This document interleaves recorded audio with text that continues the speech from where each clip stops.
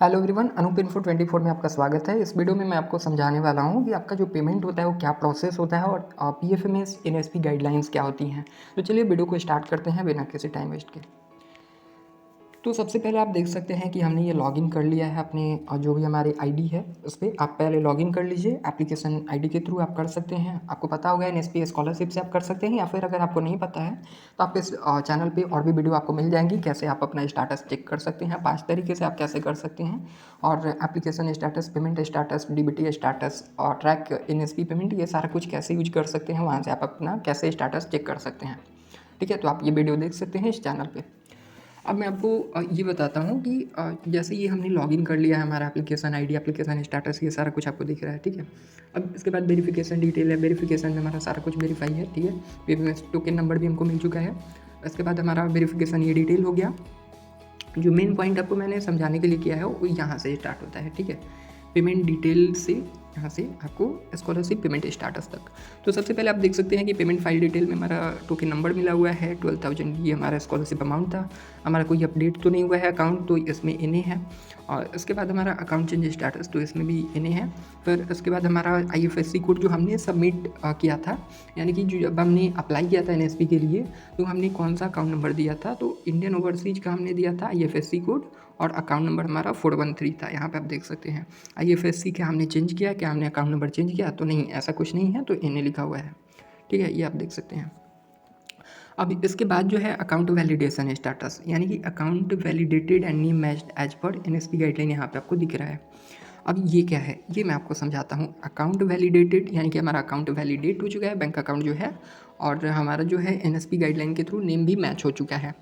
अब ये क्या है, मैं आपको NSP गाइडलाइन के बारे में बताता हूँ। देखिए, और इसकी जानने के लिए मैं थोड़ा सा प्रोसेस आपको बता देता हूँ।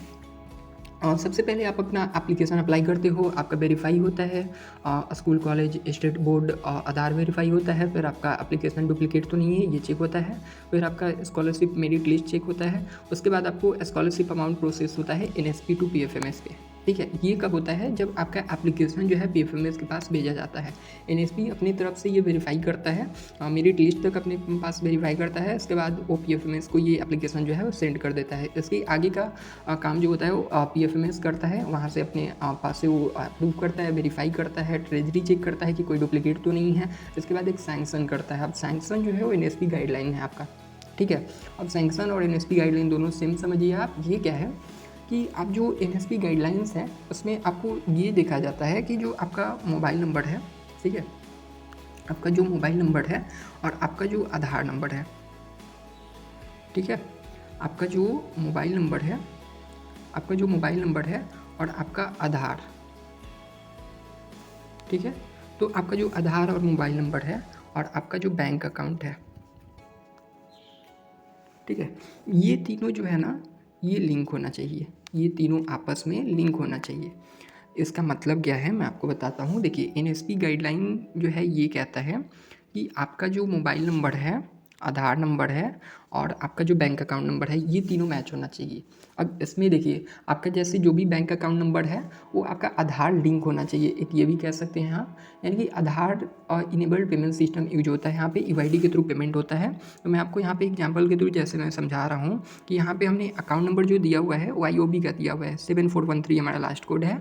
और ये जो हमारा स्कॉलरशिप पेमेंट जो आया हुआ है, ये आप देख सकते हैं स्कॉलरशिप पेमेंट स्टेटस। यहाँ पे हमारा आधार इनेबल पेमेंट सिस्टम के थ्रू आधार लिंक्ड बैंक अकाउंट में आया हुआ है, यानी कि हमारा इंडियन पोस्ट पेमेंट बैंक में आया हुआ है, और 9093 हमारा है वहाँ पे। ठीक है, जबकि हमने दिया हुआ है IOB का, इंडियन ओवरसीज बैंक का, जिसमें 413 लास्ट है हमारा। तो ये ऐसा क्यों हुआ कि हमारा अकाउंट नंबर जो हमने दिया उसमें पेमेंट ना आके दूसरे में क्यों आया? क्योंकि ये NSP गाइडलाइन ये कहता है कि आपका जो मोबाइल नंबर है वो आपका रजिस्टर मोबाइल नंबर, वो आपका आधार कार्ड का और बैंक अकाउंट का ये सेम होना चाहिए। यानी कि आपका जो आधार कार्ड बना हुआ है जिस मोबाइल नंबर से, उसी मोबाइल नंबर से जो आपका बैंक अकाउंट होगा, और नेम भी आपका सेम होगा। जैसे हमारा अनूप कुमार था, ठीक है, अनूप कुमार, तो अनूप कुमार ही हमारा इसमें भी था, हमारा इंडिया पोस्ट पेमेंट बैंक में भी था, और मोबाइल नंबर सेम था, आधार कार्ड। अनूप कुमार राय होता है या अनूप राय होता है या कुछ और होता है तो हम इसमें पेमेंट नहीं ले पाते। ठीक है, हमारा पेमेंट नहीं होता।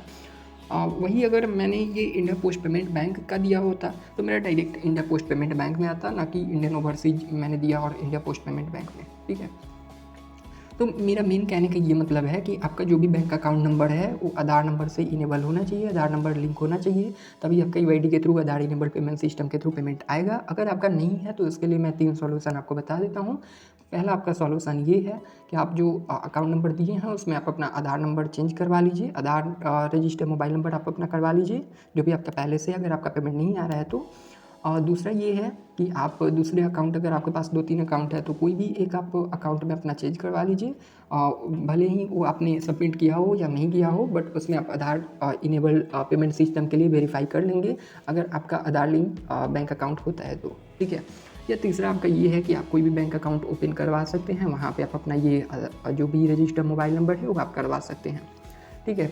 तो अगर आप ऐसे करते हैं तो आपका आधार इनेबल पेमेंट सिस्टम के थ्रू पेमेंट जाएगा। अगर आप नहीं करते हैं तो फिर आपका पेमेंट नहीं जा पाएगा, क्योंकि ये एनएसपी गाइडलाइन कहती हैं। आप एनएसपी गाइडलाइन को डाउनलोड कर सकते हैं एनएसपी स्कॉलरशिप के पोर्टल से, वहाँ से आप उसको पढ़ सकते हैं। और वहाँ पे ये बिल्कुल क्लियर मेंशन है कि आपका नेम जो है और अकाउंट नंबर जो है, mobile number, register mobile number Aadhaar link होना चाहिए, तभी आपका वेरीफाई होगा। इसमें कई लोग ऐसा बोल रहे हैं कि हमारे जो बैंक अकाउंट है वो हमने शुरू में तो हमने अपना आधार मतलब केवाईसी के थ्रू हमने आधार वेरीफाई करवाया था। मैं आपको एक चीज़ क्लियर कर दूं कि आधार वेरिफिकेशन, वेरीफाई और आधार लिंक्ड, ठीक है, ये दोनों बिल्कुल अलग है।